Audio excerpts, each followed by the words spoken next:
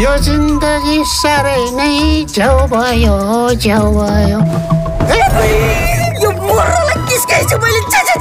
हजुरले मलाई खाए बस्यो हो नि मैले खाए होइन के कराउन पर्दैन त कराउनै पर्दैन अझै पनि बोल्छस् को तेरो बाउ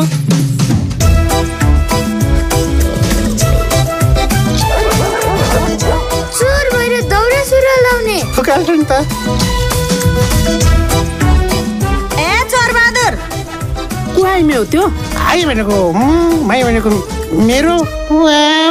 एक ओटी दुई ओटी तीन ओटी हरबहादुर की श्रीमती तीन ओटी तिमीहरू दुईटालाई अहिले म टिपेर जाल बाहिर फाल्छु अरे के आइलायो मलाई उद्योग खोल्दै 2 लाख जति सरले सपोर्ट मिलाइदिनु त प्लिज अहिलेलाई गाई मलाई चिनिस चिनिस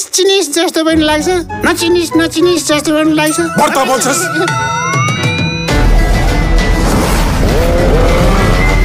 हाम्रा केही नेताहरूलाई घुस मिठो लाग्छ तर हाम्रो भान्सामा घुस पाक्दैन त्यसैले युवा शक्ति सामाजिक सञ्जालले उचाल्नु पर्नेलाई पछार्न सकिन्छ र पछार्नु पर्नेलाई उचाल्न सकिन्छ त्यसैले मैले साइबर सेना तयार पारिसकेको छु तिमीहरूको केही काम छैन बेला बितेसी केलाउनी रहेछ र मलाई जितेसी मा टोक्नी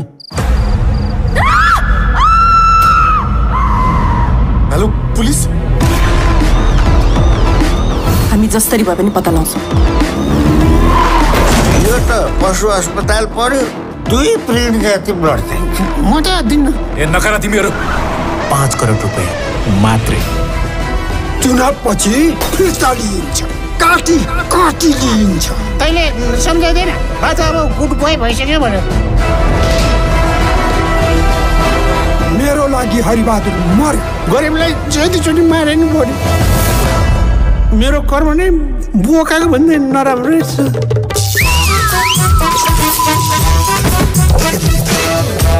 तँलाई जग्गा ठिक होइन साला मणिपुरको खेलाडी हो नि हरिबहादुर कहाँ छ भगवती अहिले स्वर्गमा छ होला कसले पुऱ्यायो स्वर्गमा